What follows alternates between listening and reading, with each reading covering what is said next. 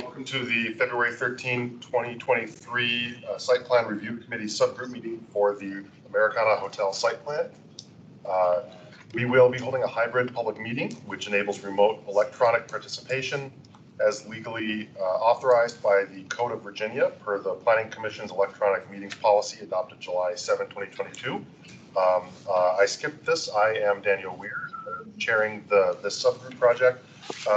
Members of the SPRC subgroup for Americana, for the Americana Hotel Site Plan Project are participating tonight both here in person and virtually through electronic means. The SPRC subgroup members participating virtually include, you have your, well, we will do, in lieu of going down the list, we will incorporate the names as people read them off. At this time, I'd like to orient everyone to our hybrid environment and cover a few specifics about how tonight's meeting will run.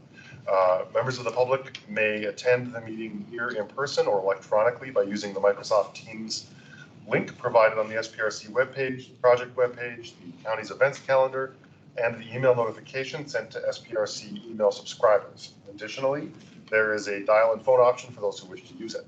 For our subgroup members joining virtually, if anyone loses internet connectivity during tonight's meeting, please reconnect with us by phone. Please keep your phones and devices muted until you are called upon, and turn off sound to any other devices around you to minimize interference. For our virtual attendees using Microsoft Teams, please turn off your video feed. I will address when it is appropriate to turn it on in a moment. And Microsoft Teams meeting chat is active for two purposes: for SPRC subgroup members who need technical assistance, and for members of the public to add their names to the list for public comment, which will be taken at the end of the meeting. The Teams chat should not be used for discussion. Those who are planning to provide public comment still need to do so at the end of the meeting, as the chat will not serve as that opportunity, and all public comment must be shared virtually or verbally, for the record during the assigned public comment period. For subgroup members participating virtually who wish to be recognized to speak on an item during the course of the meeting, please turn on your video feed and raise your virtual hand in Teams. I will monitor the video feeds that are on as an indicator of who would like to speak. If subgroup members are participating via phone without the video option, please announce your name and the group you are representing now, and I will verbally check in to see if you wish to be recognized, as you do not have the video feed option. Last call for anyone participating by phone. Thank you. For our members of the public who would like to provide feedback and comment, you will be called on to speak at the end of the meeting and will be allotted 2 to 3 minutes to speak on tonight's agenda item. The speaking time allotted will depend on the number of speakers we have this evening. And if you wish to speak, please enter your name in the meeting chat for virtual attendees, or provide staff with your name if you are here in person, and you will be added to the speakers list. And lastly, a reminder that this is a public forum.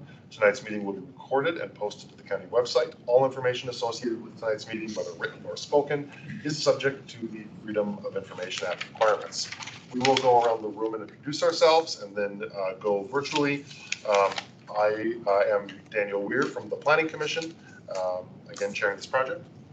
Hi everyone, Kevin Lamb with the Planning Division. Joanne Gabor, Arlington County DES. Hi, Cindy Lewin. I'm here on behalf of the Climate Change, Energy and Environment Commission. Hi, John Wall, the SPRC representative from Aurora Islands. Steve Sockwell, Forestry and Natural Resources Committee. Malcolm Williams, Development Manager, JPGS. Eric Castle, Crystal City Civic Association. Haley Norris, here on behalf of the Housing Commission. Leo Sarley with the Planning Commission. Kevin Hyde, Pedestrian Advisory Committee, SPRC. Kevin Yam, not to be confused, Kevin Lamb. Economic Development Commission. Chris Latt, representing the Transportation Commission. Sally Peterson, Planning Commission. I'm going to start just keeping in the room, and then we'll go online. So. Oh, I'm Peter Schultz. I'm assisting tonight. I'm with the CPH. Thank you, Peter. Is that everybody? Kendrick Whitmore. I'm with Venable. I represent the applicant. Jack Kelly, JVG Smith. Helena Palstrazis, JVG Smith. Angela Spadoni, BKL Architecture. Michael Rose, BKL Architecture. Louise Richter, Grove Slate Transportation. Kim Pexton, GBG Smith. Benjamin Skelton, Cyclone Energy Group. Tarcy Dunlop, CCCA, Eric Sol. Nia Bagley, Planning Commission. I think that's everyone. All right, so people on the line, I'll just have you raise your hand to be recognized. We'll go in order of people who raise their hand. Commissioner Lantelmi. Good evening, Jim Lantelmi, Planning Commission.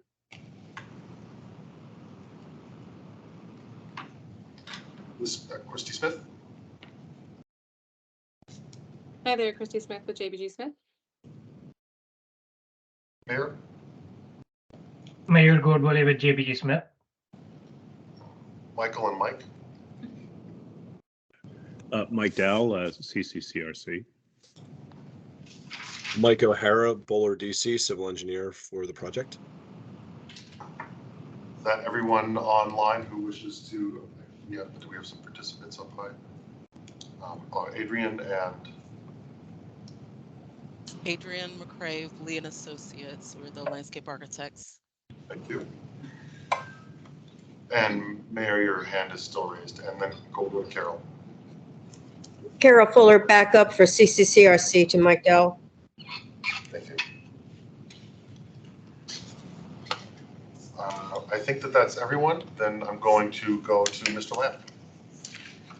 All right, so I wanted to kick off the meeting by providing a brief overview presentation of the various topics for tonight's SPRC meeting on the Americana Hotel. Screen a bit bigger. So in terms of project updates, while the building footprint remains largely unchanged, the applicant has made several design changes based on feedback from both staff and the applicant. So this exhibit shows the ground floor plan with the assumed future at-grade Route 1 condition. So starting with the east-west pedestrian pathway, so the applicant has agreed to grant a public access easement for this pathway connecting Route 1 and South East Street upon completion of the at-grade Route 1 condition. They also provided changes to the green space and private amenity area in order to accommodate this pathway. They added a secondary residential entry just off of Route 1 on the corner of the building. This leads to the newly relocated amenity space and fitness center, which is now on the eastern end of the building, further activating that major street frontage. In terms of building massing, the applicant has revised their facades on the major street frontages to include step backs, more consistent with the sector plan guidance. If you are having trouble seeing my screen, Mike, try leaving the meeting and joining again. It should be up there. But just continuing on, so the applicant is providing a 5 to 8 foot setback above the podium. And then lastly, the applicant is introducing a small dog run area, kind of at the terminus of the private driveway.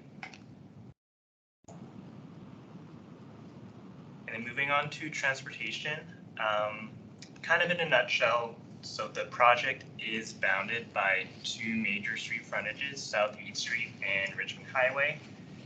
So in terms of South East Street, the applicant has been coordinating with the county, especially with regards to the county's complete Southeast Street Complete Street Transportation Project, which seeks to introduce protected bike lanes, a 6-foot landscaping strip, and 10-foot sidewalks along East Street in front of this project. In terms of Richmond Highway, the applicant is also coordinating with another project that is currently being studied. This one is the VDOT's Route 1 multimodal improvement study.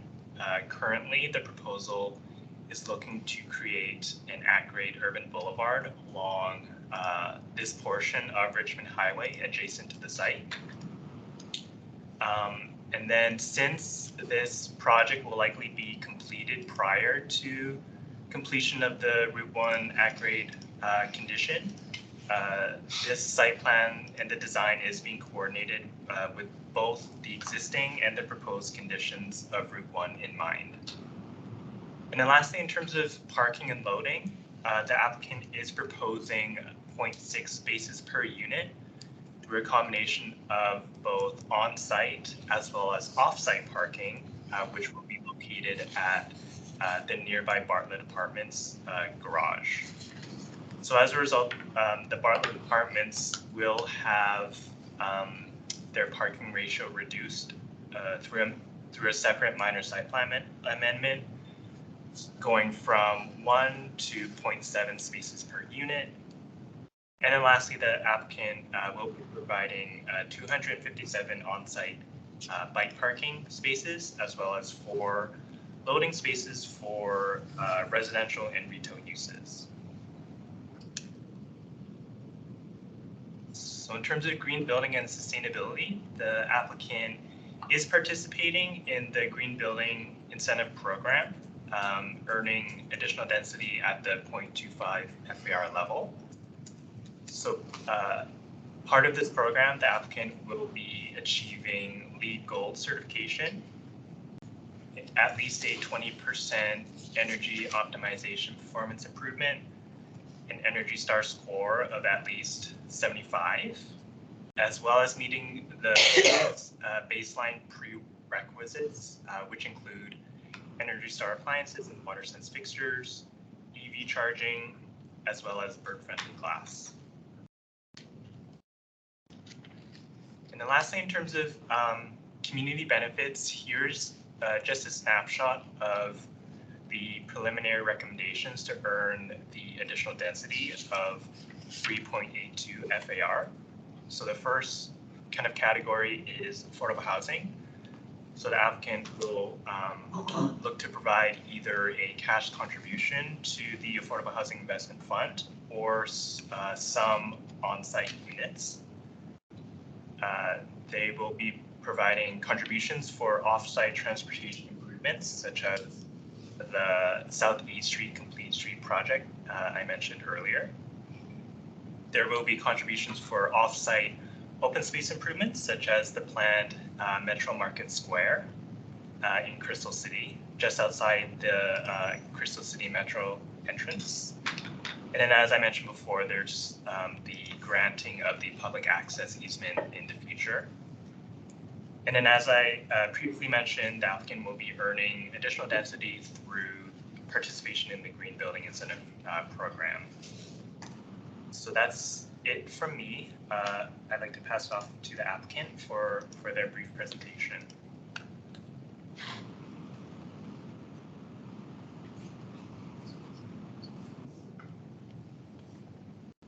Thank you, Kevin.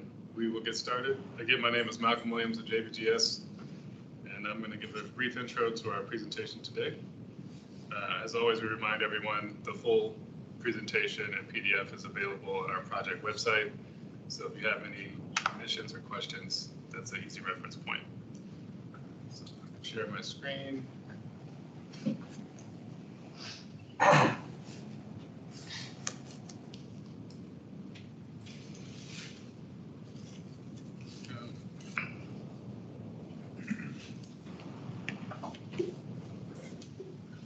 So we're going to start our presentation with updates from SPRC1. We had a bevy of feedback coming out of that meeting and heading into that meeting, and I think we did a pretty good job of incorporating what we heard and taking into consideration some things we didn't hear to make the building better. That update will be covered by our architect of record, BKL, represented by Angela and Michael.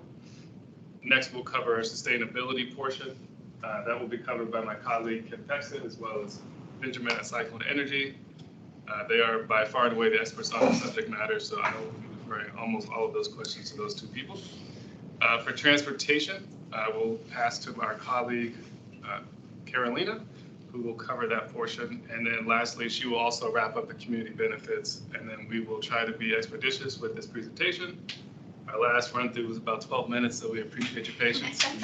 And after that, we'll get into our Q&A and we'll defer to Mr. Woodard on the next steps. So with that, I will pass to Angela and get out of the way.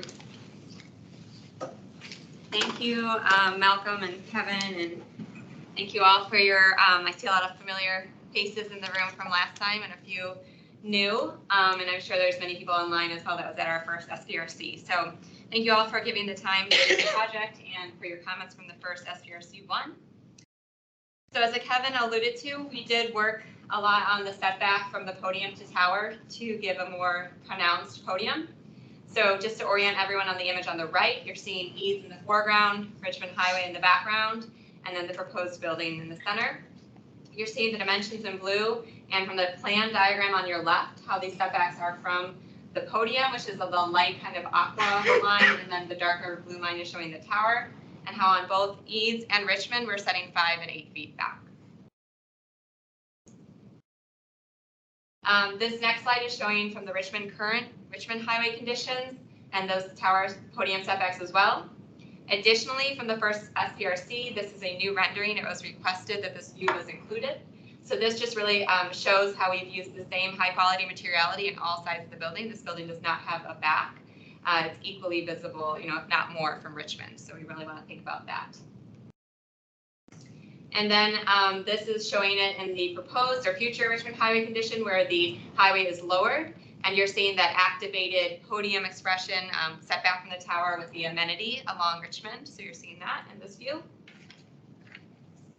The other thing that we talked a lot about in SPRC 1 was what we defined at that meeting as the tabletop trellis or not canopy. So this is, we wanted to talk a little bit more about this. This is the element that's encapsulating kind of what we see as all of our public realm spaces, including that north side, east-west pedestrian passageway between Eads and Richmond, our residential entry, the retail, the level 2 amenity that can interact with Eads, and then the vehicular entrance on the south.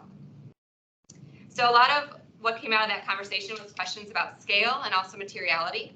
So we included this slide to kind of talk through some of that. The height is 30 feet of this tabletop element. We're looking at the vertical fins to be around 2 feet. We want this to feel light and airy, not overpowering or monumental feedback we received, but we obviously have to make it stand. So we feel that this will allow for structure with the proper structural and cladding. In terms of cladding, we are looking at 2 different materials. On the vertical element, we're looking at a cast panel cladding. This is going to be reminiscent of what's used on the tower, so it will relate to that. And it'll also bring some warmth and durability to the structure as it meets the ground. Overhead, we're looking at transitioning materiality, not so much color, but giving a different material. We're looking at a metal cladding. This will help it have a lighter feel above head. We don't want to have heavy cast panel cladding over someone's head. It won't feel as nice. So light, airy expression there. The other thing I wanted to draw your attention to in this rendering is the some of the bench and biophilic elements we added into the entryway of the residential entry and exterior retail. We've been working with landscape to incorporate these elements to just bring more biophilic element and warmer and activate the entry and retail area as well.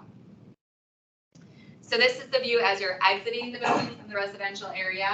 It's reading a little bit dark on the screen, but hopefully at home maybe it's reading a little differently.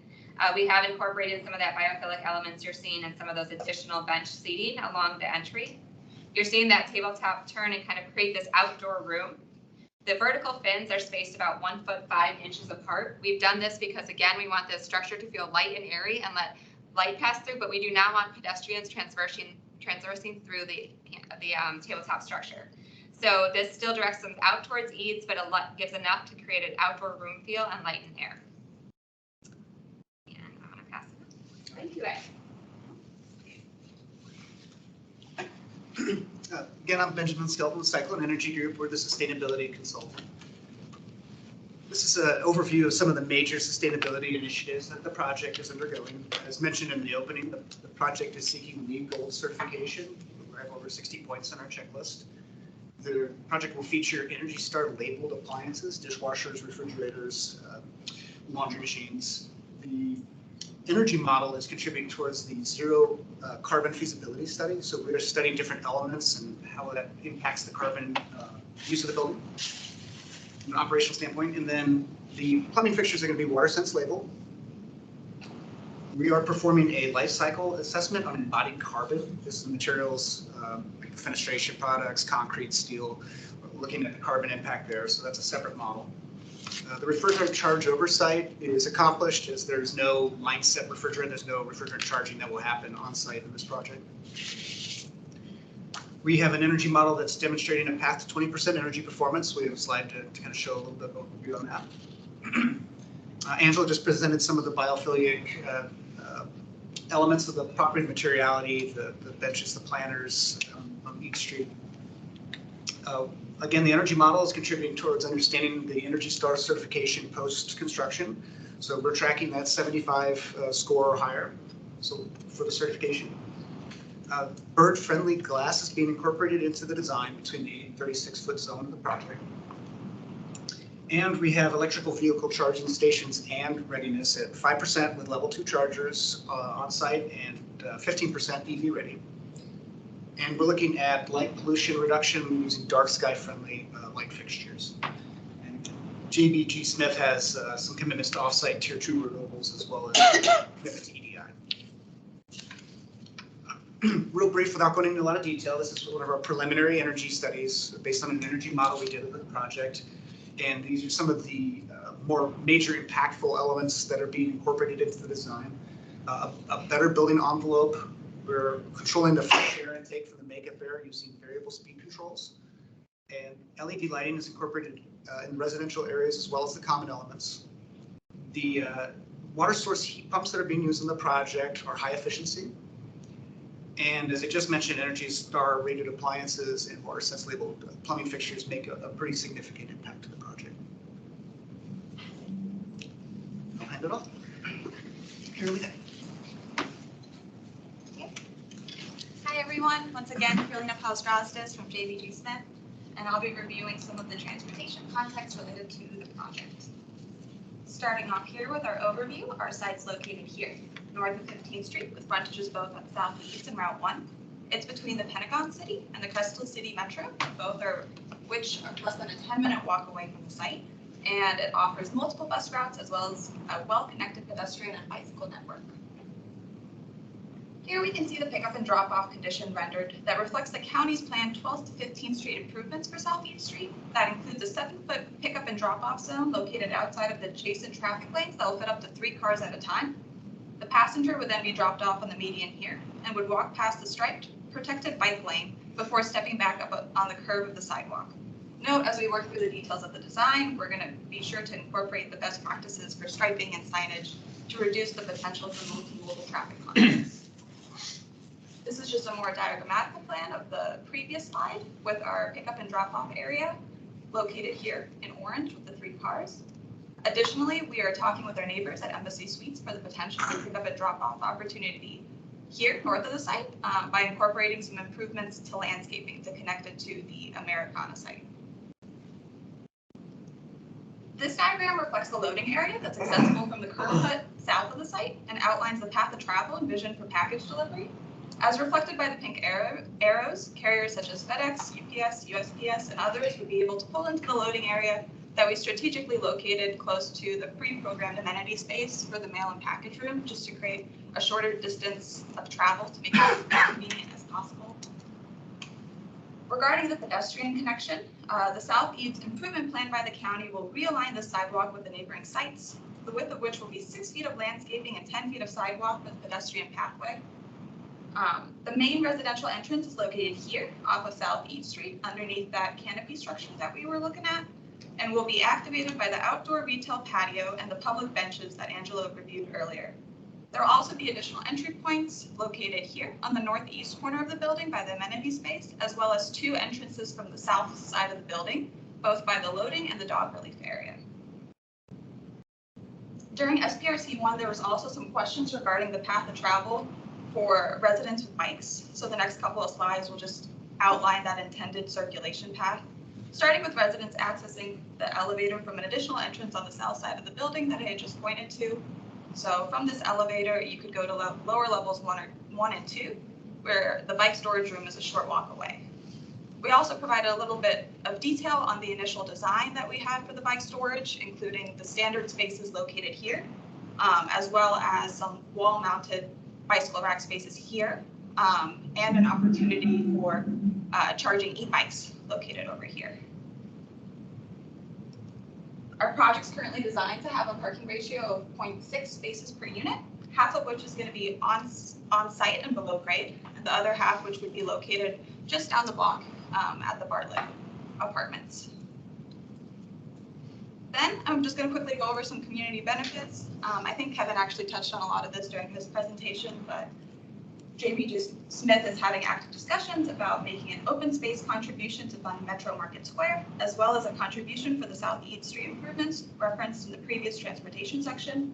Additionally, we're working with the county on details for the pedestrian pathway that would connect Eads with Route 1 in the future condition, as well as some details for the affordable housing contribution, whether it be a cash contribution or on-site units. As mentioned in the previous slide, JBG Smith intends to participate in the GBI program for this project. Thank you all for your time this evening, and we look forward to your feedback as we open up for questions and discussion. Okay, thank you, everyone. I am going to go with my normal approach, which is just to have everyone go around the table with just sort of factual or clarifying questions, and try to keep it very much informational, and then we'll come back a second time around for any comment or question on that topic. So we will begin. Let's begin with transportation. If you have questions specific to the updates, then you can ask those in the transportation section as well. But trying to keep it to as on schedule as we can. So we'll start from here. C2E2? Yes. Okay, so am I supposed to just ask about transportation? Or past. Okay. Or updates, or project updates. I have a factual question, which is, I understand that the project's going to use gas, hot water, heat, and you guys have said included but not limited to hot water, heat. Is the HVAC going to be all electric? I don't know, I'm looking at you, but you just happen to be sitting next to me. So that's what I said. But is just, when this information says including but not limited to hot water, heat, is the HVAC system, which is of course the other big system, is that all electric? Maybe I should be looking at Benjamin. But he's not sitting next to me. Benjamin is the appropriate person. But I can certainly answer that. So the building is primarily using electric for conditioning the spaces. And there's water source heat pumps throughout the building for all our units, and that has a very high performance factor to it. It is supplemented with heat source with boilers. The boilers that are being used are natural gas. They are the highest efficiency natural gas boiler, the condensing boiler with 96+% efficiencies. And so that's minimizing the amount of natural gas that's being used. Throughout the units, there's no natural gas introduced to any of the residential areas. So is that part, so that 96% boilers, that's part of the HVAC, not part of the DHW? That's in the domestic hot water also would have that same high efficiency condensing boiler. Okay, thank you. A couple of questions on transportation. So in taking a look at the diagram for the bike room, is there 2 bike rooms that are being represented? That's correct. So we have 2 below-grade parking levels, and so they mirror each other. First level would be G1, second level would be G2.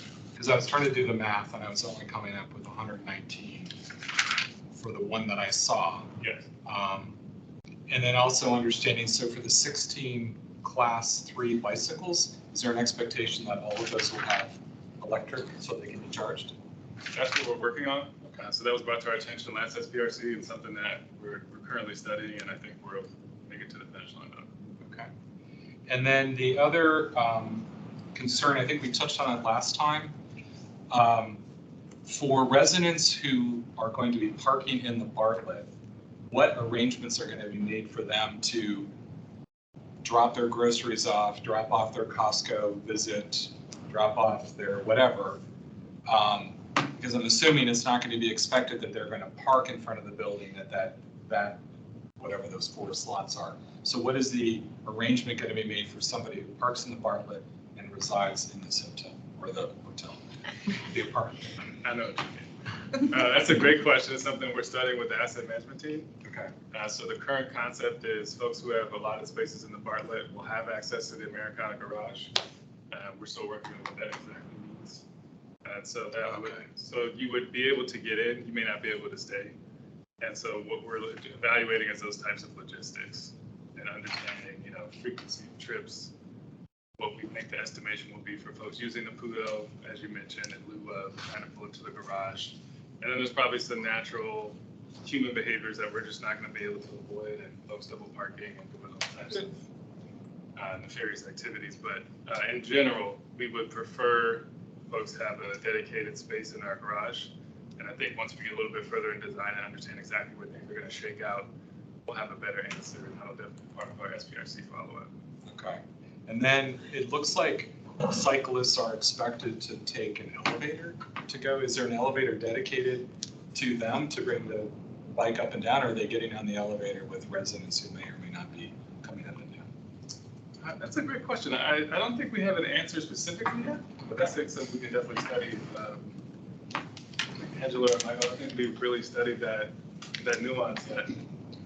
Not yet, not specifically dedicating it to bike parking, but yeah, certainly something we can study. I mean, what we have thought about, and there's 2 methods of entry as you come in through the south side of the building, and that would be your shortest path of travel, so to speak, because that would take you right to an elevator bay. Once you hit the elevator bay, you're just going downstairs. So hopefully there's not as many people queuing there. The second path of travel, a little bit longer, but maybe more cyclist friendly, would be just to pull through the garage and go straight through. And yeah, I mean, there is in terms of there is one elevator that we want cyclists to use because it is the shortest, and we think that's what they use. We would prefer them not going through the lobby and taking a bike through that way. So in that terms, there is as you can see on the screen, an elevator that is not dedicated, but we are proposing as use for bicyclists. The shortest way in, shortest way to your bike parking stall. So I don't know why you would use a different elevator, but that's not to say that residents aren't coming in on the other side and also using that elevator. Sure. Yeah, I mean, we're sort of suggesting this is going to be a shift in behavior and sort of suggesting perhaps more cyclists. So I think we have to, if that is in fact the case, I think we have to make sure that we're sort of anticipating that. And then the other question that was raised was, with regard to parking at the Bartlett, we're shifting over, I guess we have 206 slots, parking spaces over there in the Bartlett.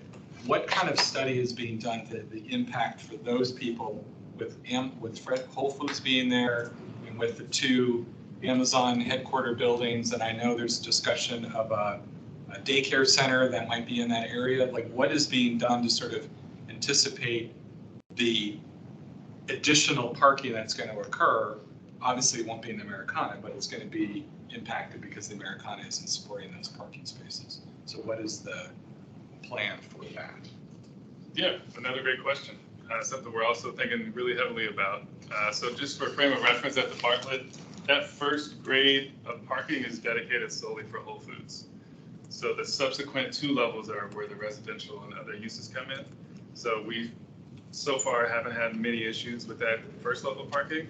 That second level of parking, the Bartlett's average ratio of parking is somewhere floats around 70 to 75% of occupancy. So we feel pretty good about that, and that's with pretty soft, let's say soft marketing of those parking spaces. Okay. So we have some plans that we've discussed internally to, make that a little bit more stringent. And then we think that that delta between what's currently happening and, assuming this all goes according to plan and we deliver our building in 2026, 2027, when those spaces would actually be needed, I think kind of speaking to the trends that you're talking about, there's likely a lower ratio of usage. Okay. And I think that's what we're counting on at this juncture. But we are definitely evaluating all scenarios when it comes to parking. Yeah, I think it's just more the question about the impact on traffic, because we are going to be shifting folks, across the street, people obviously crossing the street to come back to the place, and then there's other stuff expected to be in that area. So I guess I'm not sure how the transportation studies are done, but ensuring that we're accounting for the fact that we're moving people across the street and there's other stuff planning to be built in that area. So- Yes, I'll actually pass you to Felice. Okay. Who was our transportation expert. Oh, good. And she will have a more robust answer for you. Yep, Awesome. yeah. We did do a multimodal transportation assessment that we typically do 4.1s to look at that. We knew that, for the site, there was going to be parking provided at the Bartlett, so we routed our trips accordingly. So we did look at that, kind of the projections of new trips coming over to the Bartlett and to the Americana. So we didn't see any impacts to intersections or anything. I know one thing that we did also look at, if you can see on the screen here, is that with Met Park coming in across the street, there's going to be the two new signalized intersections at 13th and 14th, right? Which is going to provide those two new pedestrian signalized crossings there as well. So I think that is another thing that kind of helps that flow between the two sites. And do we know where parking comes out from Met 6 and 7 and 8? Yes, so for Met, there's two parking entries. For Met Park 6, it's on 13th between South Elm and South 8th Street. And then for Met Park 7, 8, it's on Elm between 14th and 15th. Okay. Those are my questions. Thank you. I'll pass. I have a question more on pedestrians. I noticed the path is only for when Route 1 comes down. And why? And if it's because grade elevations, what's happening under current conditions between this site and the informal path that exists next to Route 1? That's a great question.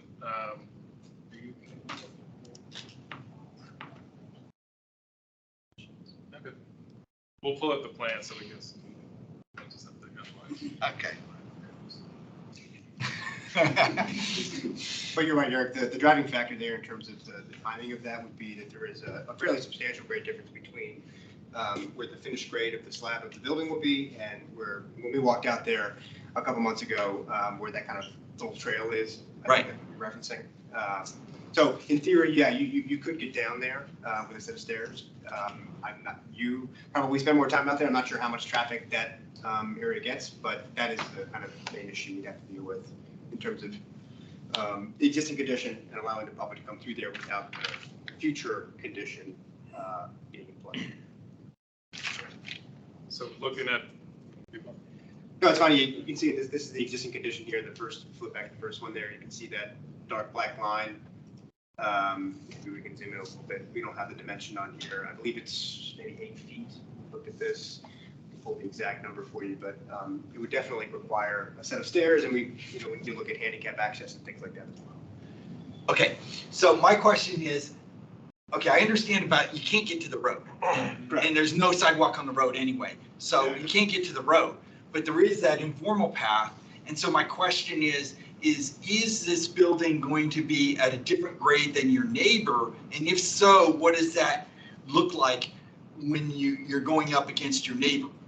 Okay, so do you understand what I'm saying? In other words, is it going to be the same elevation as the hotel at that point, or are you going to be a different grade? And is there, if there's a different grade, what's that look like as far as, what's that look like? Sure. Mike, do you know the grade change at those 2 points? Yeah, at the back corner, it's about a 6-foot drop from where our first ground level is to that lower grass level where Embassy Suites currently is. Embassy Suites site grade changes, so at the front of the site, we're level with Embassy Suites. It dips down, it comes back up, so we're kind of at grade at a couple different points. I think the area that you're specifically talking about towards the back, towards the highway, our first floor is about 6 feet above. So what's that going to look like? Is if I'm a pedestrian and I walk up that path, what am I going to see when I get to your site? And looking at your site from the Embassy Suites side, what am I going to see? Am I going to see a concrete wall? Are you going to have a retaining wall there because it's going to be higher? Or what am I going to see?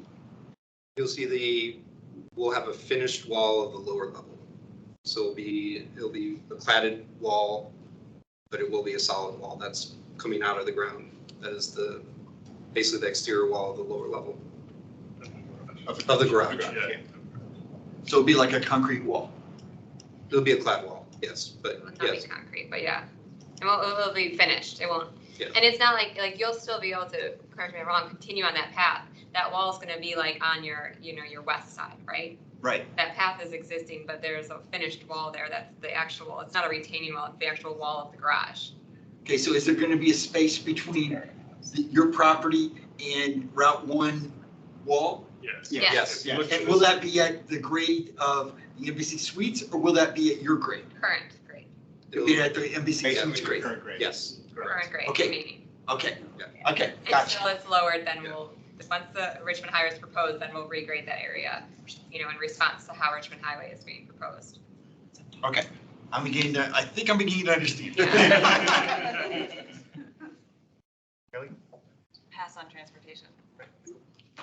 Oh, Pam might ask this question, but I'm very curious about the possibility of the PUDO on the Embassy Suite, and then how that would impact paths of desire. And Pam, feel free to augment the question, but how that would impact entry points, path of desire. This might go to architecture a little bit, and how that whole would reconfigure that site, or what are you envisioning?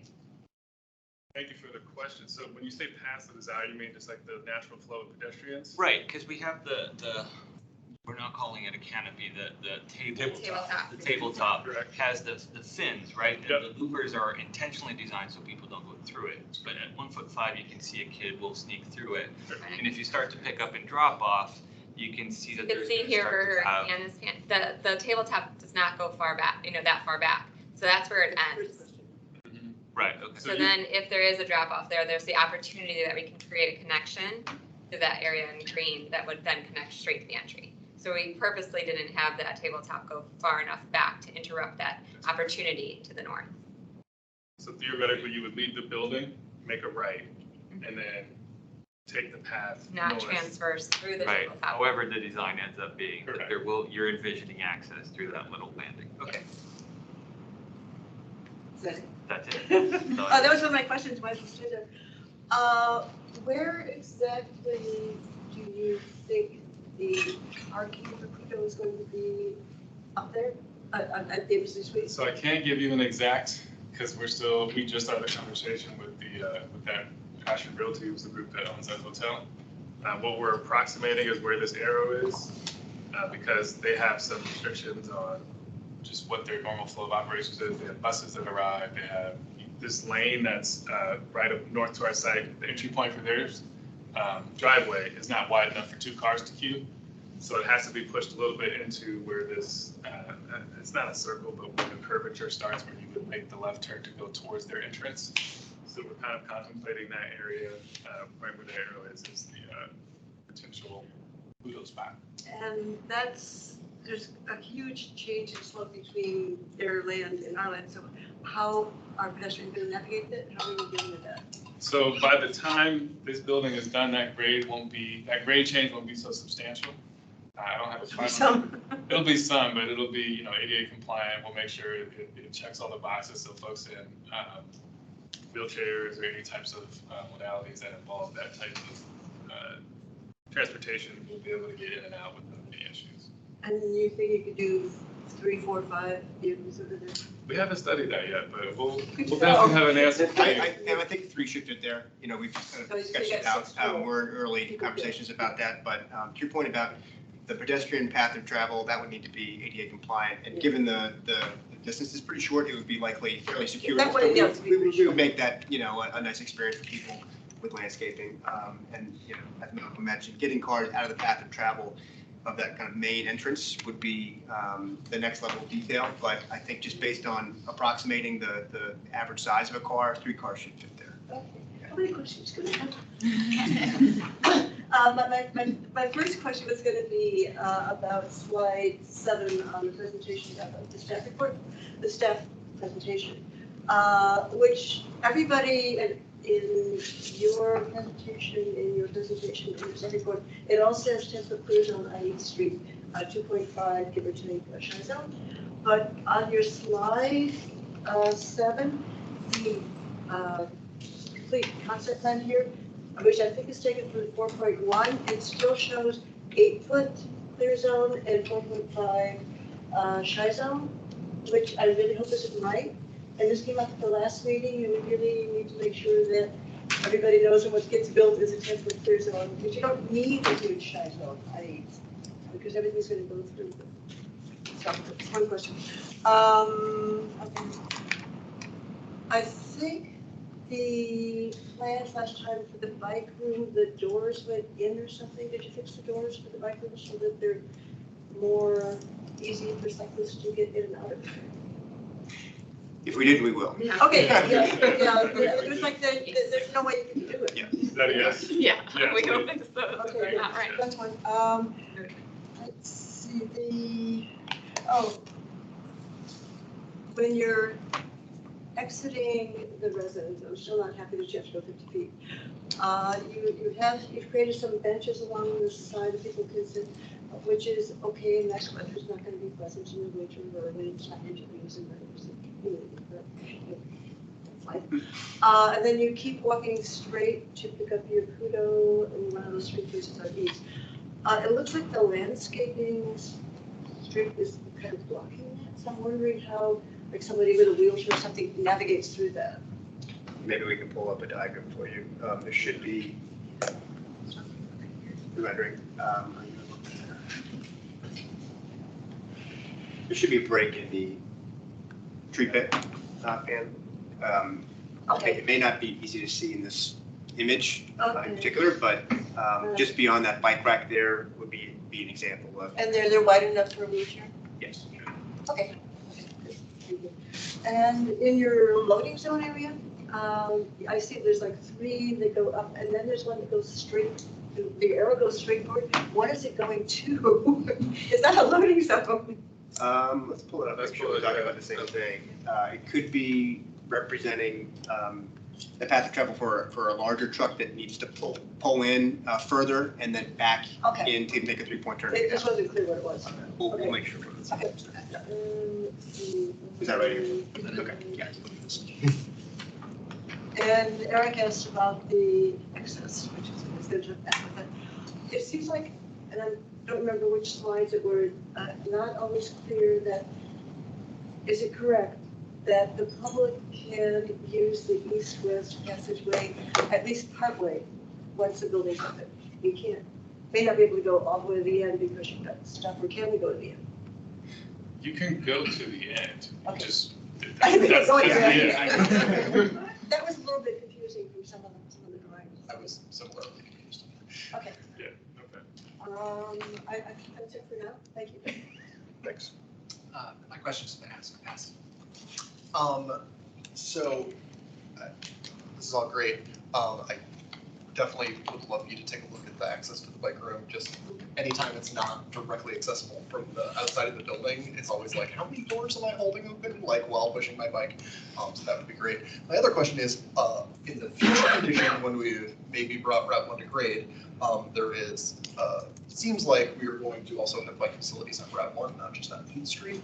Am I correct in thinking that that's probably more of a circuitous route for somebody coming down Route 1? Probably have to go down this new passageway all the way around and come in the front lobby or come around the parking area or whatever. I assume you can't come through that additional fitness amenity door that's on the Route 1 end? So you should be able to. Okay. That's one of the reasons we contemplated it. I believe Jim, last SPRC, had made a note about folks getting off the metro coming on that side of the street. And that's probably the likely entry point for the building, so. All right, that's all I got. Hi, I have questions about the easement and the pedestrian access. Who will be in charge of maintenance and safety of that road? For example, snow or ice storm, putting down salt, or if any work needs to be done on it, if it's public easement, is that the county or will you all be taking care of that? I think I can answer that. So normally there is a standard county public easement that's required, and it requires the developer to essentially do everything. Don't know what exactly it'll be, but that's my guess. Thank you.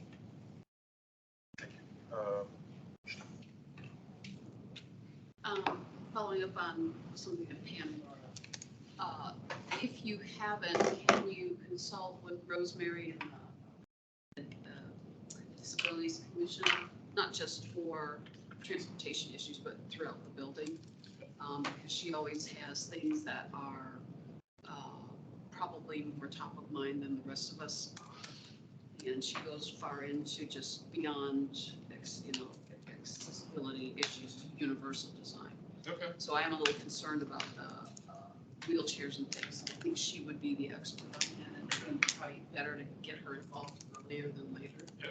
Thank you. Yeah, that's a great point. Thank you. Sure. Pass.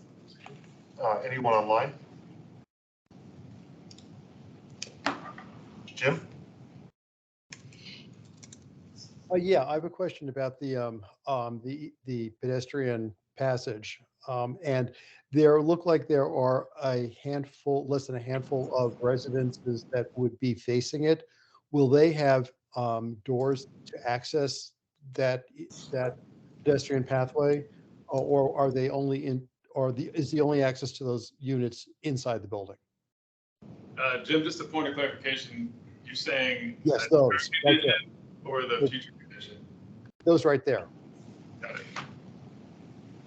So they will have, I'll let you answer that, Angela. Michael, I believe. Say currently they only have interior access. Well, I think the other thing that's not clear in this image is that that space is shared though. So like they could have access to the shared space, but there could easily be a door added to the shared space to allow people that are using that space, whether they get out from their unit or from the gym, to be able to kind of do the shortcut to the path there. Otherwise, they'd have to go to the corner, which is the far right of the page there, where the arrow is, which opens up, the entrance and the access to the path. The main port of entry side. Yeah, the reason I ask for that is that it's a nice long space. I love the idea of having this. I just want it to feel as secure and complicated as possible. And by having more doors on that, more people using those doors, it creates more people using the space, and thus there's more safety. I'm pretty confident you'll have good lighting along it, and no hidden places. But I want it to be something that people, and it's going to be great for the on Richmond Highway having that sidewalk there. That it's another reason for people to get to it, walk along it. I just want it to be as safe and appear to be and feel as safe as possible to encourage usage. So that's my point on that. Thank you. All right. Anyone else online? I have a question regarding project updates. I don't know, Kevin, if this is for you or Ken, but I'm going to have you put the slide, the image that I sent you, just for some context to know, so that you all know it's not you. It's a previous thing that went wrong. So this is the Boston pedestrian bridge, and on the left is what was presented in terms of the design, the struts, and on the right is what was built. And so I specifically I have a sort of once burned and asking about the specifically the 2-foot widths that you discussed for the tabletop, and then also the distances between it. And so my question is when you actually are going to your final sort of CO or building designs, if you find that you have to make a change to the presented spec, is that a minor site plan amendment? Is that a major site plan amendment? And what process for community response would we have to make sure that what is the delta between what's approved and what's built is less stark than the delta that we got? I can take a whack at it. Kevin may want to add too. So there are very few definitions, Chair Weir, about what constitutes an admin change versus a minor amendment versus a major amendment. It's largely up to the discretion of staff and the zoning administrator as to what process they think is appropriate. That being said, we have had in a number of projects, the Ames Center comes to mind recently, where kind of the renderings and the discussion, there's been a big point of emphasis on, we want the project to look like what we are seeing, which makes total sense, right? You all are seeing this, you're approving and calling for a certain view that you've seen. You don't want to see something entirely different. when it comes out. I am certain, just parenthetically, that the tabletop, we've had a ton of discussion with design staff, not only Mr. Lamb, but also Chris Kreider and members of his group, because it is such a prominent architectural feature on this building. I have to imagine that it is going to get a significant amount of scrutiny at the time that we go in, and that if there are any significant changes to it that would make it deviate from what's shown here, there'd be a pretty robust review. But without the objective measures to do that, because it is a little bit squishy as to what constitutes what, it's a little tough to say for certain one way or the other. So I don't know, Kevin, do you have anything? Yeah, I mean, since it is kind of standing out as a architectural feature as part of the site plan, it may be worth further considering whether it should be called out in the condition set and kind of making it more explicit, whether a certain type of change needs an admin change or a site plan amendment, because it is so, visible from the street level. It would definitely have a big impact on, the public realm. So that's something we can, further consider as we, move towards writing the conditions. Right. And my only question about that, and we have to obviously be careful anytime we write conditions, is that, oftentimes when a project goes to construction, there are differences we find, whether it's related to material availability, grade, a number of different factors that require small adjustments. I would hate for us to, be looking for the spirit of, hey, this is the design intent, but the letter of the law says something like it must be this size, and well, for whatever reason, we can't make it exactly that. It's 4 inches off. Right. Does that really injure the design intent? Hopefully not. Well, this isn't the place to settle it, but I wanted to make sure. Fair question. I want to go around again, just in case anyone on transportation wants to make points or raise additional questions before we move to green building and sustainability. We'll start with you. Pass. Right. Just follow up on the question about, we keep coming back to that walkway. So somebody said it will be available to the public even without Richmond Highway going to grade. So there will, anybody can walk down that path seemingly to, because there is going to be a resident entry point at the end. So clearly there's something allowing you to navigate along there to get to that point. So if I happen to be out walking, I can walk down that path. Absolutely. Okay. Steve, pass again? Yes.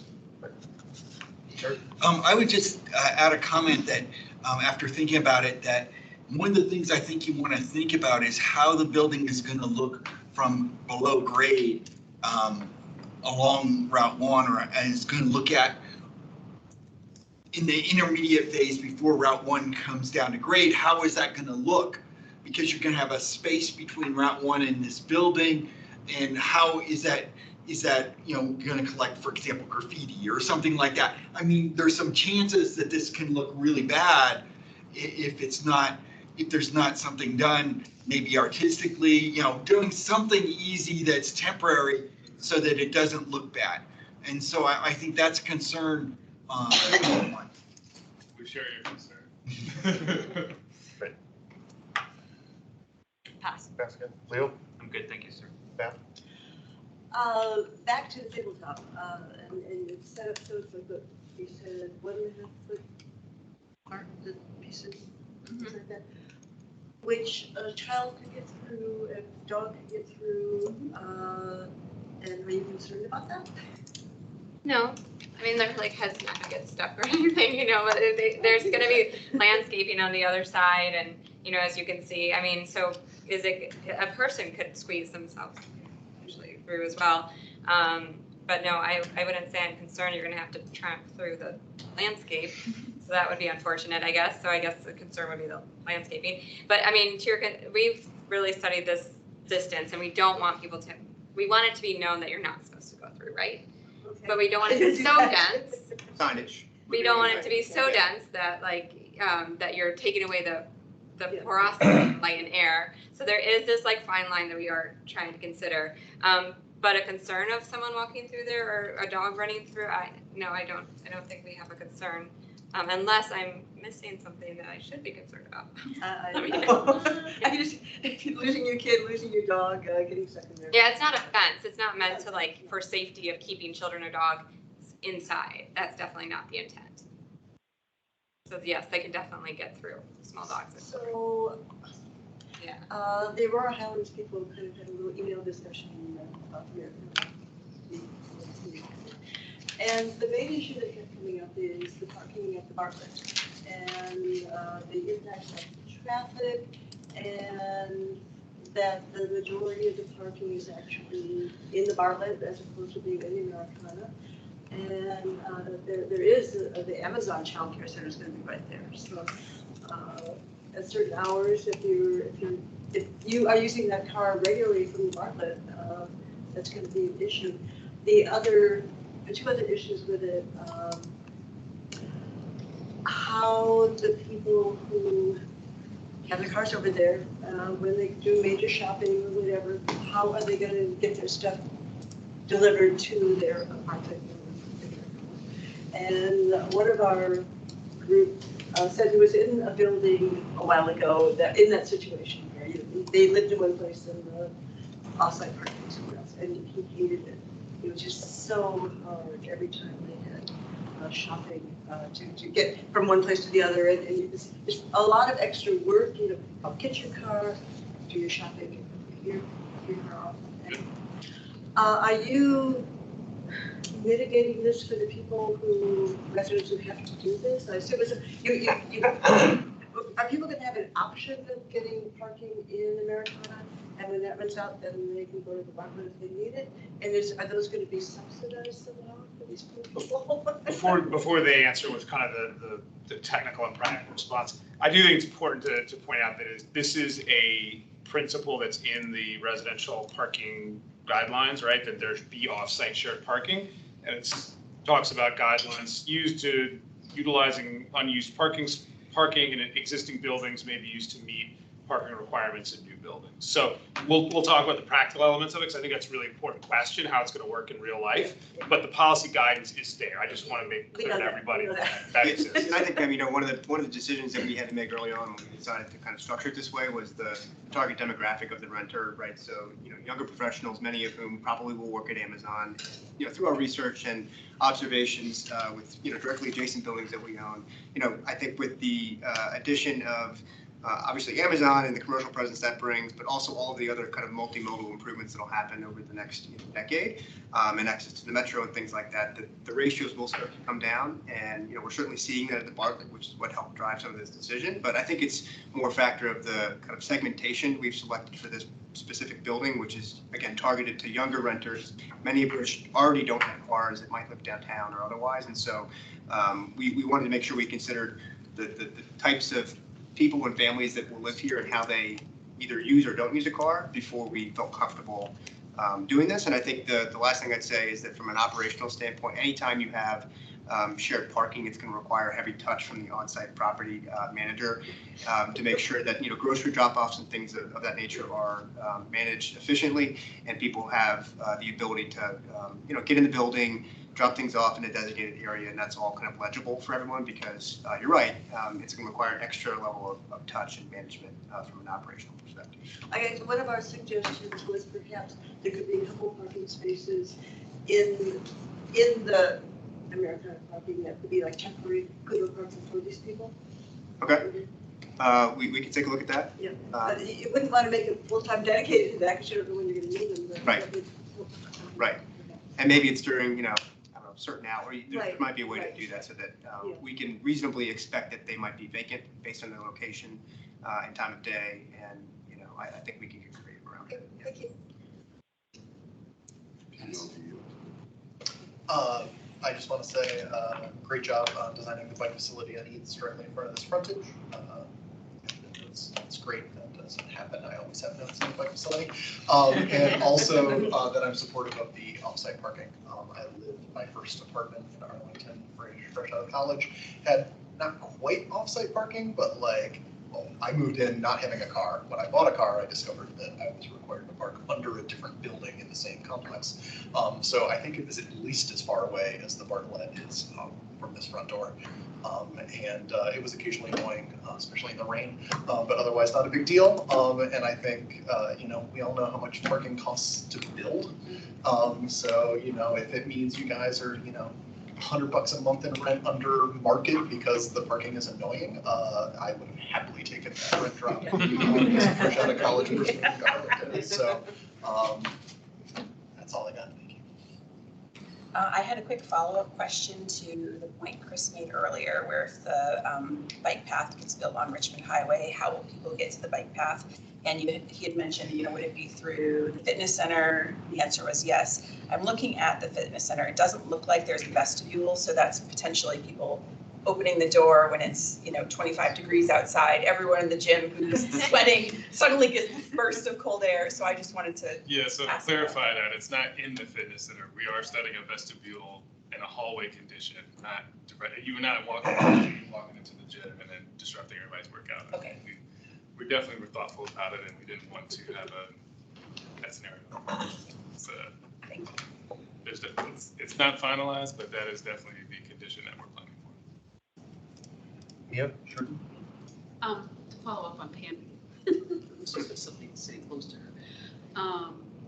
When this comes before the planning commission, I would like to see more specifics about, I understand using the off-site parking, that's great, but a little bit more specifics about how exactly that's going to work so no one gets hurt and we know exactly what the process is. We'll want to hear some specifics then, so if you could work on those.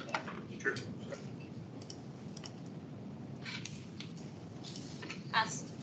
Thank you, Shruti. Anyone online?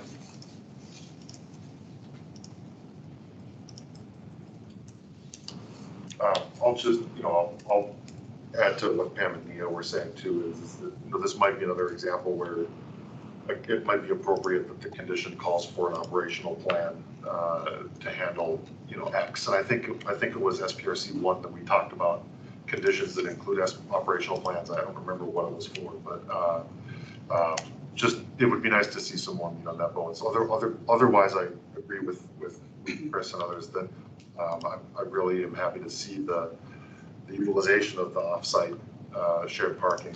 But it does. This will be a good test case for for that in the county because this is one where it could go wrong in a big way. So, yeah. Michael. Yeah, sorry to come in late. Carol Fuller and I were chatting. We had a question about the percent for the EV parking. Is that 5% and 15% number based on the parking that's on site at the Americana itself, or is that also the same numbers that are available at the off-site parking at the Bartlett? Yeah, I'll jump into that. Yes, it's on site in here. Okay. How about at the Bartlett? Is there EV parking there? There is. There are 13 spaces currently. Okay. All right, thank you. And just a reminder that James is once again not here tonight, but at Planning Commission, you're going to get asked about your plans for installing conduit transformers expected. Yeah, was that what you were going to say? Yeah, that's exactly what I was saying. The spirit of James, yeah, I mean, knowing how many electric cars are supposed to be coming down the pike here, are you envisioning this now so that this doesn't become a problem in the future? Yes.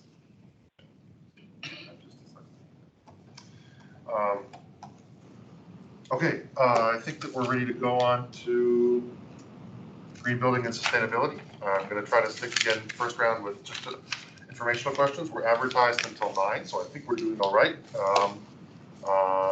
Cindy, we'll start with you. Okay, well, just from a factual perspective, just to make sure I understand. So we talked about the HVAC on my non-transportation related question the first time around. Now, but looking at your answer about we'll be using natural gas to service condensing boilers for hot water heating. So is the hot water heating basically mostly gas? It is. That's correct. The source for all of the domestic hot water is natural gas. Okay, that's what I thought. Okay, that's it for me. So question about the bird-friendly treatment. So one of the things that somebody raised was that it's that 8 to 36 foot span, but it's a 200-foot building. And I guess there was language included in December 2020 that says the project must minimize bird strikes by meeting specific criteria outlined by the American Bird Conservancy, which recommends 100% of all glass. Are we, given the size, the scope of it, and thinking about sustainability, are we following the 8 to 36 rule, or is there other things, because the language suggests that there would be other considerations? And I don't know if it's by building height or what that looks like. Could start. So kind of the baseline prerequisites of the county's green building policy is that 8 to 36 feet, which we are. So that is the minimum. Obviously, they can go higher, but that's kind of what the county kind of looks for at a base. Okay, so that additional language is sort of to the developer. They want to meet that criteria, right, by the American Bird Conservancy. Okay. So we did have a follow-up on that. Can we want to jump in and talk about why the logic behind that'd be great. Yeah.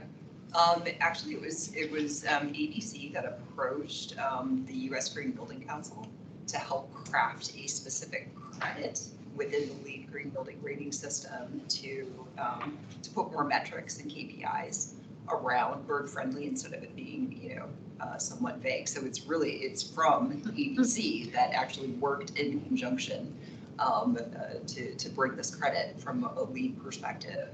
And in addition to just the area, that span between 8 and 36, there were born very specific KPIs with respect to a rating system, if you will, for various materials, not just glass in that zone as well.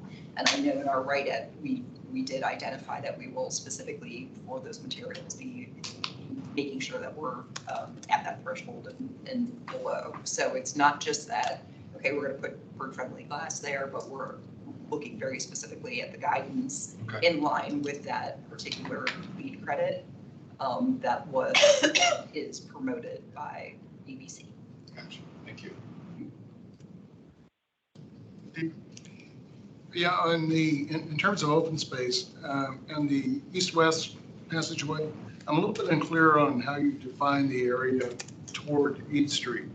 And I think on one of the drawings it was shown as sort of a green blob. Have you any more specific, or do you have any more specific ideas about what it's going to be? I think you might, just to make sure you're talking about the same thing, you might be referencing the space on the Embassy Suites site just to the north of the residential that's right. street. Yeah. That was shown in that way because we're still in the early stages of figuring out what a deal could look like with our neighbor to help kind of relieve some of these kudo concerns. But I think even if that weren't to come to fruition, I think we've also been open with them and saying that space needs work anyway from a landscape and hardscape perspective. So I think one of the things on our list to work through with them is if it's not a path that allows people to traverse to the site, what type of landscape improvements could we make to make that area feel a little bit more welcoming? Those designs haven't been designed yet because we don't know if they're open to it. I think they've been good neighbors, so we're hopeful we can reach some sort of solution. But I think until we have kind of official guidance one way or the other, we've kind of left it as a blank canvas. When would you expect to reach some kind of agreement? We're pushing as hard as we can. It's a big company, a lot of hotels in Crystal City, but I think our initial conversations have been positive. And I think the hope would be obviously before we construct the building, but I think at a minimum, just given the construction on the site, that area will need to see some level of new landscaping. And it's actually, I don't know if we have how big it is on the screen here. We could pull that at one point if it'd be helpful, but it's an important kind of gateway to the site, so we want to make sure it looks good. Okay. But just one clarifying point, I don't think the intent would be to create a like public park or anything like that. I think it would complement the building design, and then there's practical things that would need to be considered, with the tabletop and people walking through it and things like that. So. Okay. Just a question, what's the roof of this look like? Is it any possibility of solar or not? The roof of the building? Yes. That's a good question. I don't think we Yeah, we've done some studies based on, equipment, et cetera, and so forth. There really isn't space for that, and which is the case with many multifamily projects. So we as a company have a commitment for carbon neutrality. So we actually satisfy the GBI related requirements through our commitment to carbon neutrality and actually purchasing offsite. Okay, but yeah, that's all I need. I'll pass. I'm good, thanks. Hi, can you explain what dark-friendly lighting is in this building? What? Dark sky friendly. Yeah, from a specifically LEED related definition, has you looking at very specific ratings for the actual light fixture, and it's called a bug rating because everybody likes acronyms. So bug is backlight, uplight, glare, BUG. So basically part of the design that you look at across those fixtures is to ensure that you're selecting ones that have the appropriate bug. And where are you using all these lights? They everywhere? The exterior, or any exterior light gets evaluated for that? Okay. Good. Those are my questions. I'll preface this question by saying this is not my area of expertise, but I'm a little bit surprised that for a modern high-rise building like this, the building systems aren't 100% electric. And so, is that feasible from a market perspective? Like how, it struck me as a little bit surprising. I can take that. It's a very common topic right now, especially in cities with decarbonization goals. So the only practical reality to make the building all electric is to use electric resistance heat in the units themselves. And that increases the energy signature of the building tremendously. So you would go away from a heat pump design, which has a very high performance factor. So and just a quick math exercise, electric resistance heat has an efficiency of 1, and a heat pump's going to have an efficiency of 3.5 to 4. So it's a huge efficiency benefit. So the energy signature of this building would actually probably exceed the code levels if it went to an electric resistance heat type design. The problem is in northern climates, we don't have technology that can handle cold weather yet. So it's coming. There's 2 manufacturers that make air source heat pumps, but they have to be supplemented with, again, electric resistance heat when it gets below 20 degrees Fahrenheit. So the technology isn't quite evolved enough to get it to where we can have central systems that can service a building like this efficiently with high coefficients of performance. It'll get there because we have to get there, but right now, it's aside from something that the site's not capable of, like a geo exchange system underneath the building. You don't have a footprint to put enough capacity on site. There just really isn't the technology yet to make it all electric. And how about on the water side? A water side, there are options. You can go, again, to electric resistance heat. You can look at heat pump domestic water heaters. That is, I believe, something we studied in this project as well, one of the earlier evaluations. So the height of the building becomes a challenge for that, the configuration. So to simplify, if you go 100% electric, you have to use way more energy. Yes, that's correct. Yes. 5 times as much energy. I assure you, this is something the commercial real estate industry in general is grappling with, is that, in the transition, in the decarbonization world, is that the reality is that for a period of time within that, every building signature is going to be using more energy. And how do we really, transition in a smart, meaningful way? So. Great, thank you.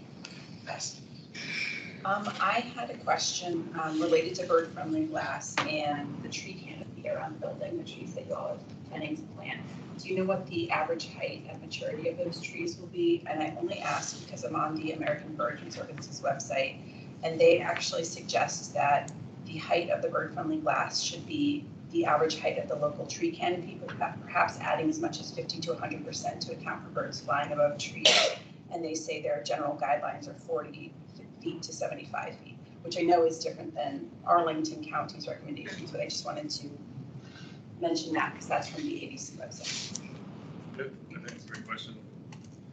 Yeah, I think, I don't know what the full, that would be a question for the landscape designer, would be at maturity, but. Someone from Adrian. LAI. We do. Adrian, can you opine on the tree canopy? So we are trying to maximize the tree sizes as much as possible. On the ground level, we are planting large trees, and all of that is part of getting the canopy coverage goals for our site. On the rooftop, we're also going between medium. I think we may have a few large and small trees. So we have varying sizes of trees, and we're providing structural soil beneath the paved areas to really maximize the growth of the trees and the health of the trees as well. So we could get on the site, we could get the trees could be up to 50 foot if they grow over time and maximize. Thank you very much. So I So guess we'll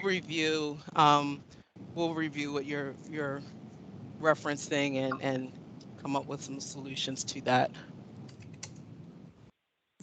Thank you. Yeah, so if we can look at that, because whenever I walk by a building with my kids and there's a dead bird, they're horrified, as am I. But it's quite a visceral reaction to see like dead birds on the sidewalk. So thank you for sharing. Nia Shruti? Two things. One, I want to align myself with Peterson. As you can already see, when you get to the planning commission, there are a few commissioners who are very into the bird friendly. And whatever you can do to tweak this beyond the requirement, that would be great. On the other front, the plantings, will they be native? You're going to get a lot of questions about that, and if they are, and as Adrian, as you talk about the trees, if you can come in with specific lists or ideas of what it is that you're going to do. A lot of times we, in the planning commission, get people who are commenting about natives, and we don't have lists available yet. It would be very helpful if we had some semblance of a list. People were asked to approve something, and it just goes. So. And just to clarify, you're saying a list of native trees that we're proposing? Native trees, plantings, and if they're in shade, how are they going to survive, and things like that. Typically, yeah, the lead rating system, that program, that's something that is recovered. So we can work with the team to make sure. Yeah, we don't often get that list when it comes to seeds, so early in the we can do it. And hopefully in the maintenance of this, that it will have a chance to grow. Now, you're talking about putting trees on the roof, is that what? That's correct. Yeah. And how successful is that? I guess the question is. Adrian, you want to? Yes. Yeah, so the success of the trees on the roof is all dependent on making sure you have enough soil volume, you're getting enough water to the trees, and we're paying attention to the winds and how they're coming across the building, and then making sure that we pick trees that aren't going to be susceptible to damage from things like wind. So all of that is being dialed into what we're selecting and where we're placing it on the roof levels. Yeah. And again, like I said, the soils we're working to maximize the amount of soil volume that we can provide underneath the walkways. That would be great, because I applaud the effort. I hope it works out. But again, biophilia is a huge effort that the county is trying to make too. So I would go back and make sure that in your plan right now, maximum biophilia is coming in with what, because you will be asked about it along the way. Okay. Shruti?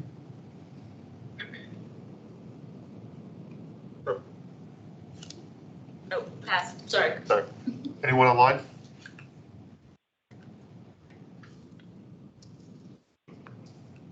No? Yes, this is kind of a sustainability question, but I guess I'm not really sure when to ask it. When the building is actually under construction, I guess I'd like to get a better idea of the lighting during that time. And the reason this comes up is with the Amazon site presently under construction, that place is like a lighthouse right now. Like if you were to take a look at it, you can literally see it from all over the 22202 zip code. And the reason is they leave their lights on, like every single light on every single floor is lit. If you go drive by there tonight, you can take a look at it. It's really, we may say it's a temporary thing, but there's no dark sky compliance at this point. So I wonder if JVG could kind of address what is the protocol for the lighting during the construction phase? Hey, Mike, this is Kedrick Whitmore at Venable. So there is a specific site plan condition related to lighting during construction. You're required as an applicant to submit a lighting plan and have that approved. And there are quite a number of requirements in terms of what that plan needs to show. And then you're required to follow that plan as you go forward. I can't speak to any other project, but it'll be part of the review and then the enforcement of the site plan conditions with this project.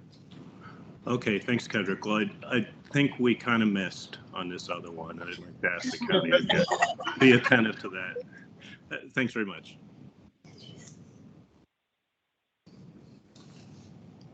I have a question about the bird-friendly. Actually, it's a question about bird-friendly glasses that pertains to LEED certification. Did I just hear you that is now a credit towards a LEED certification? Yeah, it was piloted. I believe the pilot began in 2015 was when it was created. Okay. USGBC pilots all of their innovation credits. And specifically, the reason that they do that is to see if it's repeatable, et cetera, and so forth, and other projects can benefit from them. So it was actually taken out of the pilot stage and placed in a permanent innovation credit stance a handful of years ago. So okay. It's certainly something that we can look at specifically going after for this project. I don't think that we have it on the list right now. But I believe that based on the requirements, we're already doing a lot of those things. So perhaps it's, we can make that alignment and communicate the specifics a little bit better. So the follow-up might actually be for Kevin and staff, actually, because my concern with respect to the height for bird-friendly glasses embedded in what Tenley raised. On the substance, on the process, if we've got baseline requirements that are also creditable toward other site plan mitigations or credits under green building incentive policies, I worry that we're making it. Double dipping is the word that comes to mind. That's not what I mean. That's pejorative. But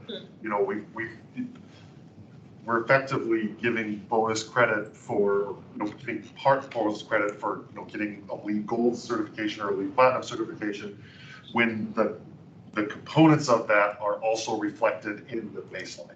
And so I guess that's not really a question or a comment for the applicant so much as it's something for us to think about. I don't want to say going forward because it's a higher level of concern, but yeah. It's currently not required, or really the credit itself is not necessarily discussed in the G guide. But I see where you're going with that. Yeah, my understanding of it is that, and I'm probably outside my wheelhouse here, but when it was initially adopted, there were certain credits that the county said, hey, these are really important. Yeah. So while they still count toward your rating, we really want to encourage you to do these particular credits rather than other ones. So I think the idea that it kind of counts to both is, I think, built into the system. Now, whether that's that might be the case. Yeah. That might be the case. And that might be the intent of, that might be the very idea. I guess I just wanted to flag it. If something is moved from, is effectively moved from our baseline to a way of going above the baseline. I don't know, again, doesn't need to be solved here, or maybe it doesn't need to be solved, I don't know. It's a valid question, and I'm not fully sure the answer to that, but, definitely follow up with the green building staff and kind of craft a policy to see if that was Yeah, and thanks for the background on. Sure. I think that brings us then to, unless there's anything else on green building and sustainability. That was the factual. That was I'm so sorry, yeah, go ahead, sorry. Okay, over to me? Yes. Okay, well, I really appreciate the issue that Kevin Yam brought up, because of course, and also I do appreciate all the progress you guys have made with the SPRC1. You weren't doing GBI, now you are. That is great. We're excited to see that. We have C2E2 are very excited to see that. But, as we build for the future, we would love to see, decarbonization. And as Kevin said, this is not his area of expertise, not my area of expertise either. So I reached out to the Building Decarbonization Coalition. Do you know them? Yeah, and they took a look at the plans on the site. And of course, this will shock you to know that they feel it's perfectly feasible to do this. And, I have all these notes from them about, modular, the boilers and, how there's all the synergies between, all the stuff that you guys would understand. So I wonder if maybe it would be possible for you to speak with them. And they sent me lists of boilers you should be using to make the hot water heat as efficient as the HVAC.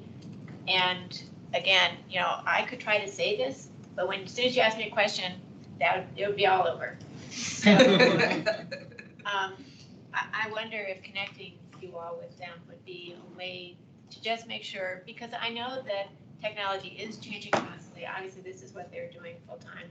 They don't have the commercial constraints that you probably have, and you are way more familiar with your building than they are.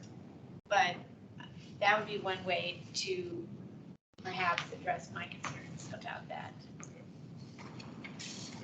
I think that's a fair ask. It doesn't hurt to have the conversation, that's how we advance and find new solutions, so.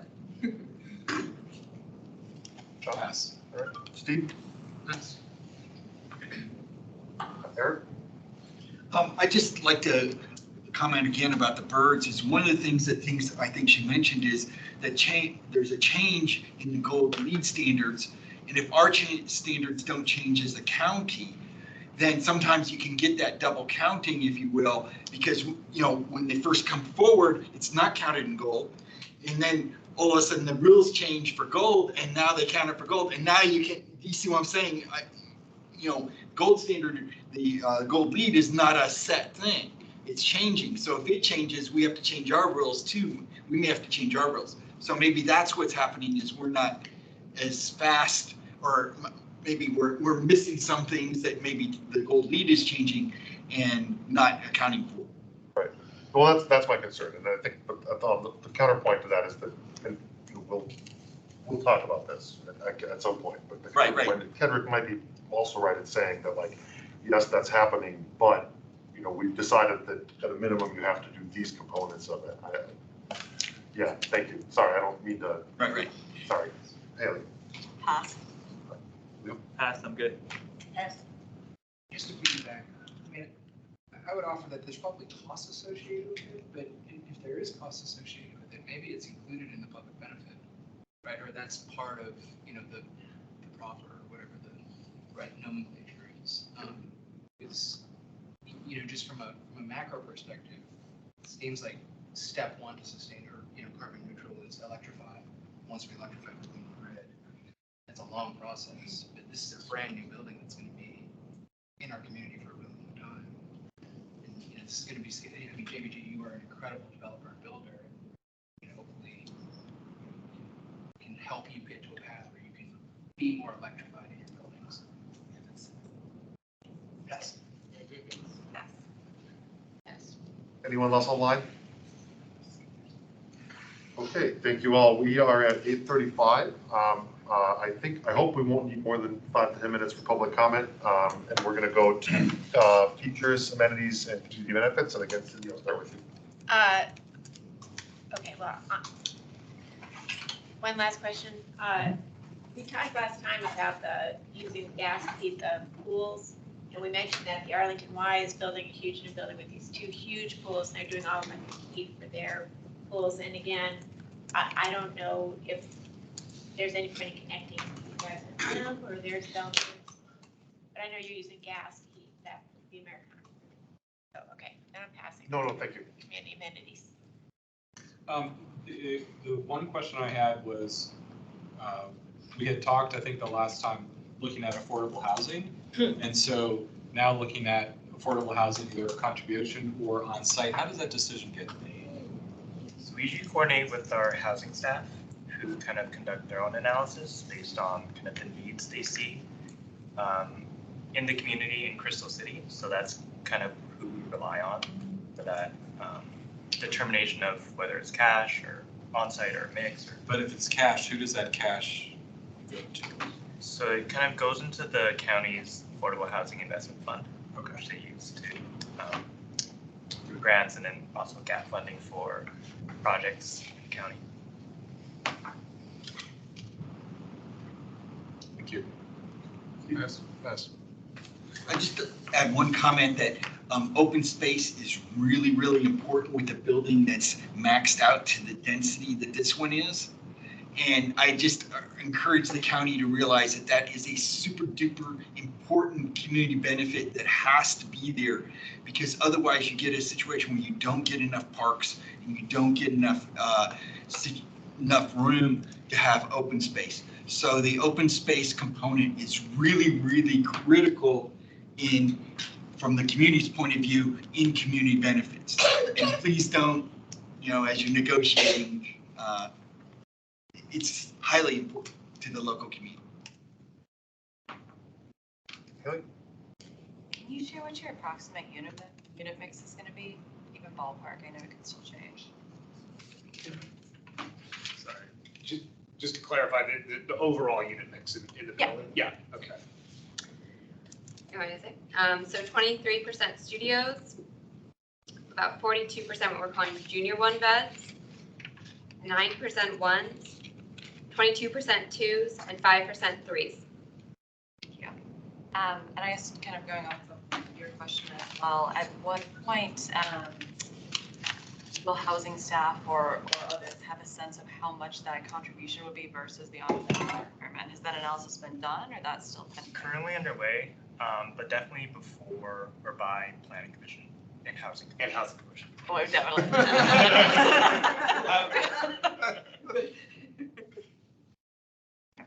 Doesn't housing go after planning sometimes? I think it does. Yeah, occasionally.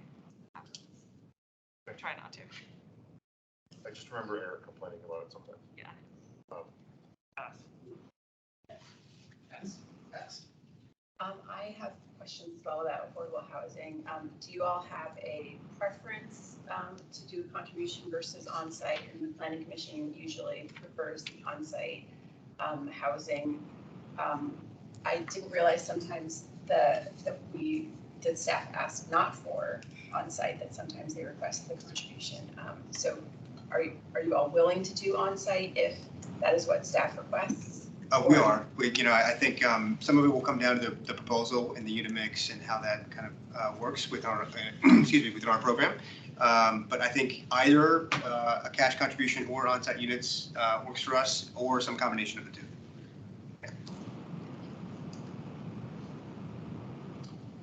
Sorry, Mia? Yeah. Piggybacking on Commissioner Peterson, there have been site plans that have come in from the Planning Commission in the past year or so where they came in with, we're not going to do affordable on-site. And there were a few of the commissioners who abstained, voted against it just for that reason. Now, these rentals that you're putting in this building, will they be at market rate? Yes. So there are going to be a lot of people that won't be able to afford them at the get-go anyway. And not to have on-site affordable units there, I just think you're missing the reality that, we just don't have enough housing for even medium income people versus low income. So I would just strongly encourage a conversation with staff. I sat through it from board meeting where I represented the planning commission on a site where 3 of us and the planning commission had voted against. And in fact, they were grilled by the county board, and surprisingly, in the middle of the meeting, turned around and said, we will give more units and take some of the money away. And I think in general, the reaction was elation, and they were very pleased with that. So I would just suggest that you look at that very closely. That's helpful context, and I think, as we have these discussions, I think relying on the expertise of the housing staff to kind of give us a better understanding of where the needs are is going to be an important part of that equation, presumably. Yeah. Anyone online? While we wait for anyone to raise their hand online, if they do, I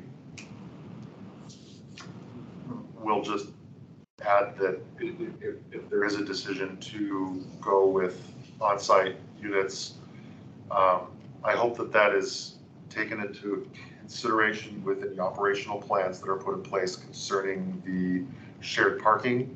I think it's entirely appropriate to make assumptions about the purchasing habits of people who are able to afford market rate units in this building, and to make some assumptions like they're not going to be bringing large stuff from IKEA because they're going to be getting that delivered and installed in exchange for money. But those assumptions would not apply to the people who are living in any on-site units. On the other hand, I hope that you don't use that as disincentive to go ahead with on-site units. It's just something that would have to be taken into consideration. We'll go around again. Cindy. Oh, I'm sorry, Michael, and then Cindy. Thank you. Oh, yeah, associate myself with all the affordable housing comments in Eric's open space comment. Can you clarify, is it an either or, it goes into a fund? Can the monies be directed toward the Pentagon City, Crystal City area, or is it just goes in that fund and nobody really knows what happens? Sorry,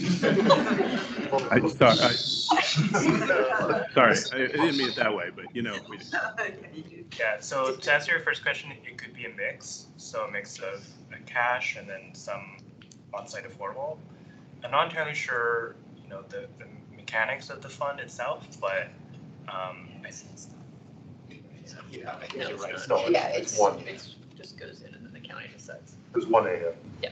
All right, I guess I would say, from a Crystal City perspective, if it's not on site, we'd like it local, and if that's not an option, then on site certainly seems much more preferable.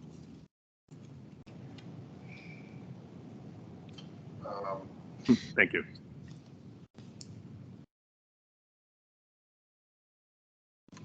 Is there this project doesn't have the river house aspect to it, the project? No, it doesn't.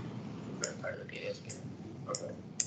And that wouldn't be an option as far as addressing the local concern, the locality concern. I'm not entirely sure. I can. That would have to be part of the conditions. That, I mean, in the PDSP items, and what Chair Weir is talking about, there were several projects that came forward in Crystal City proper, east side of Route 1, that provided affordable housing units in the James and River House. And Chair Weir, those site plans have specific conditions that say you will satisfy it with these river houses. Okay. In other words, we couldn't take the standard language and then say we're putting these in river house. They would have to be specifically on site or cash contribution as mandated by the conditions. And that would probably open up a bigger conversation. I would imagine and consider it. Yeah. Okay, so let's pretend I didn't ask. It's on the record, I can play it. Okay, let's politely pretend. Okay, this is not unique to this property, but there's a lot of bonus density here, and the community benefits, as we're discussing right now with affordable housing, are still being in the mix, being negotiated. The public is looking, the county board will be looking. So let's hope that there are very substantial community benefits in these categories, or other categories to be named later. What she said. At best. I just like that overall comment that, like some of the things that they've changed over the time. We saw at Crystal City a very early version of this, and it's much improved since then. Thank you very much. And we'd like to see like a lot of the changes. And by the way, I do like the canopy or whatever you want to call it, the trellises. I do actually like them a lot. So you have at least one person who really likes them. So I think you've heard the preference for on-site affordable units loud and clear. I won't belabor that. It's such a phenomenal high opportunity area. I will say that from the Housing Commission's perspective and I think the county's perspective, to the extent you can provide more family-sized units, 2 bedrooms. A project came to the commission just last week that had some 3-bedroom units that were set aside for affordable, and that was well received. We'd love to see that again because this is with the housing stock that's here. I think that's hard to get, so that would be really, really valuable to provide that. I would associate myself with the larger units, sort of emphasis. I agree with everything, and I agree with Cindy. Thank you. I would take affordable housing wherever we can get it. I'll offer the alternate perspective that there could be efficiency for dollars spent related to contributing into a fund and applying that to 100% affordable, i.e. spending the same amount of money and getting more units. But at the end of the day, we'll take them wherever we can get them. But there is an efficiency argument to be made. I just want to say I commend the applicant and staff because I think it's a great preliminary set of buckets. We're hopefully seeing something in all of those buckets. And I'm also team tabletop, so. I also like the tabletop. So other than that, I'll pass. Thanks for your responsiveness this evening. Yeah, just in these processes, the beauty of them is that when a plan comes in and by the time it's finished, it's much changed and usually for the better with everybody putting in something. So that's what these processes are for. So thank you for doing that. We appreciate that. Anyone on the virtual on the topic of features, amenities, and community benefits? Jim. Yeah, I'm very happy about the affordable housing. Definitely, if we can get larger units, let's do that. But I also am very much open and sympathetic with the argument that let's also at efficiency. What will get us the most number of units? Is it a contribution? Is it on site? Is it local? I would think it's appropriate for us to do that sort of analysis on these on every project. But the more housing we can get is always the best. And yeah, I also like the tabletop. I did last time. I like it. It's a great feature, and it definitely, I think, improves the overall look of that street and will distinguish one block from another. So those are my comments. So I'm going to entertain once more around the circle for overall wrap-up comments, although a lot of people took the opportunity to do that, so I invite you to pass if you're good on that. But I still want to give everyone one last shot. I'm seeing nodding, I'm seeing shaking heads. Okay, great. Any final overall comments? Well, Jim and Carol, will go to you. The only other comment I want to raise is that I am very gratified to see yet another project that has shared parking, from offsite shared parking. This is a great trend that I'd like to see continue. We have definitely overparked Crystal City, and this takes advantage of what's already in place, and I think that's great. And I look forward to seeing that happen in additional new projects that go up in the National Landing neighborhood. That's it. Thank you. Thanks, Jim. And Carol, if you don't mind, we're going to take your comment in public comment, just because Mike is present. Is anyone else signed up for public comment? Oh, all right. Well, Carol, we'll go right to you. Okay, thank you. Sorry about that, because I had asked Mike to ask this question. It's a clarification. Sorry about that. I'm taking space. And I apologize if it's in the materials because I have not been able to get online for a couple of weeks. I've been out of town. But the clarification is about the contribution for open space, particularly Metro Park, Metro Market Square. In the past, I had heard the figure of $300,000. Is that still being talked about, or is there a figure being done? So we're currently figuring out the figure, but I believe it will cover most of the costs for design and construction. So I would imagine it'd be higher than that. That would be wonderful. Thank you very much. No one else on public comment, then we will be adjourned. Thank you all. Thank you.